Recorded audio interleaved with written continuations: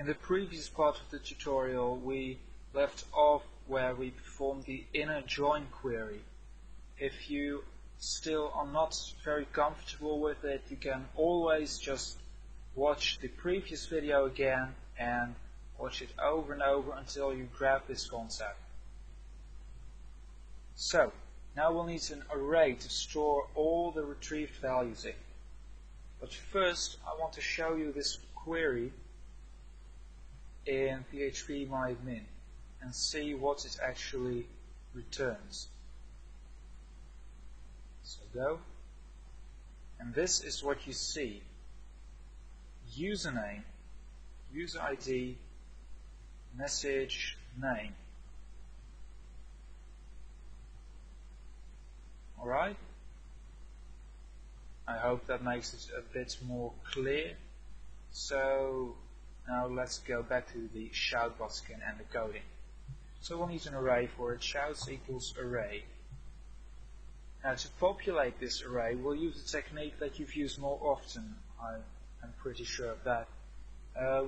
We will use MySQL fetch assoc. So while R, which is short for row, equals MySQL fetch assoc, which stands for associative query, shouts, and this square bracket notation here is very important because it means adding a new item to the array, equals another array.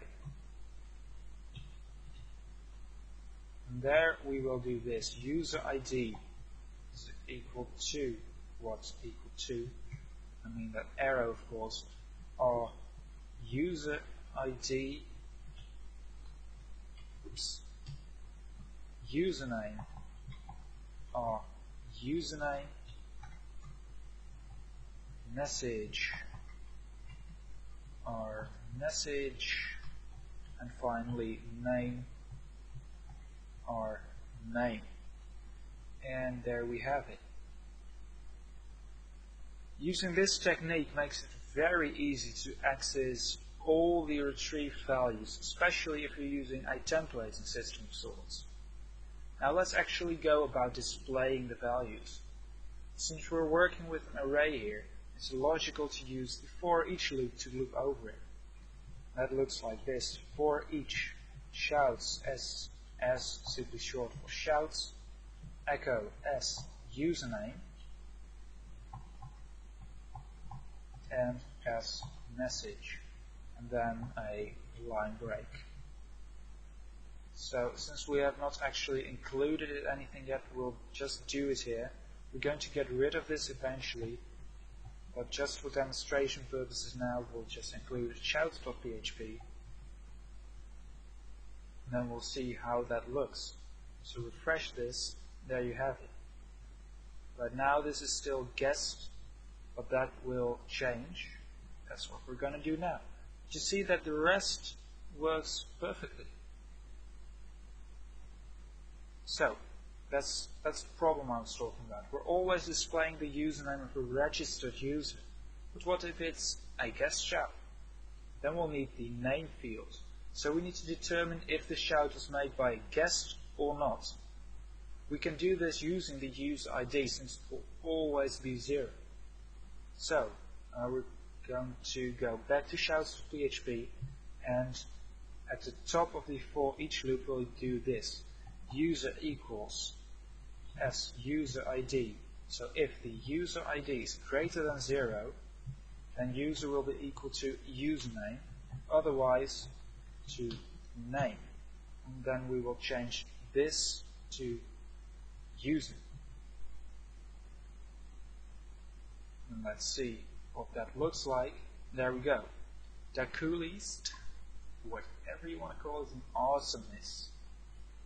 And what do we see here in the shouts table? Exactly. The coolest and awesomeness with their respective shouts and a user ID of 0. But here's a problem. It doesn't refresh, and actually we also didn't want to do this. We didn't want to include this here. So we're going to use some jQuery here. We want to make it more chat-like, because a shoutbox is sort of like a chat box. So you want it to refresh every now and then.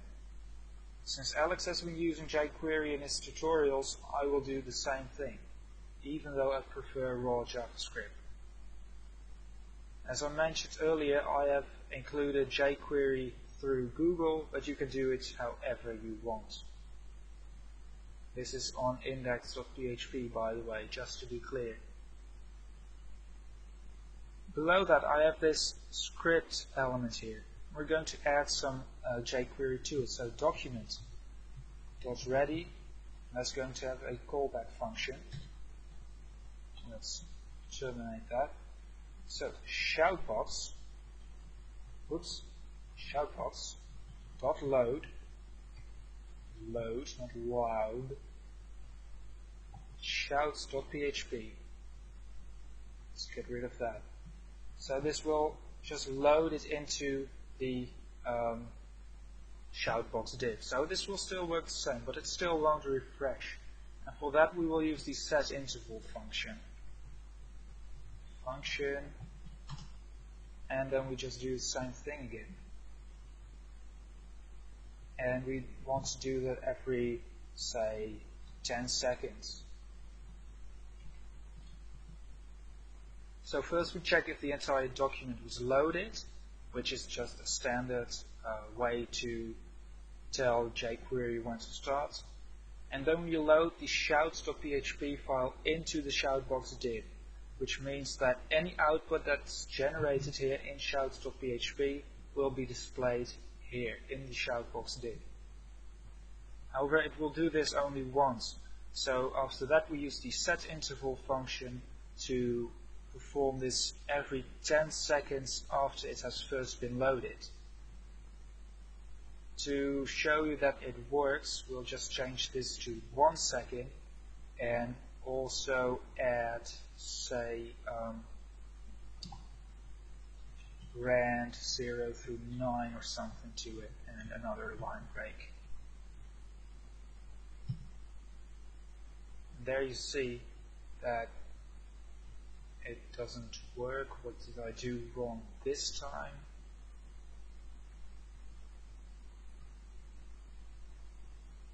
Let's see, I don't think I did anything wrong.